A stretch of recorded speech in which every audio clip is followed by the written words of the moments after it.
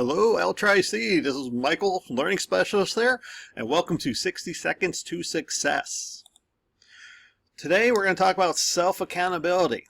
Let's start with a bit of reflection. What's the difference between these two statements? I got an A, he gave me a D. What's the difference between those? One is that when we do well, we want to take all the credit.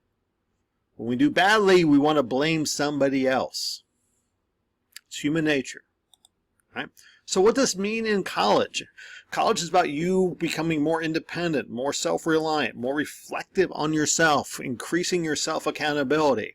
So think about this. I got an A. I got a D. Holding yourself in college is key, right? To be successful here. Holding yourself accountable is the key to be successful in college. Don't look to blame others. Look at yourself. Look what you can do better. Look at how you can improve. And we're out of time.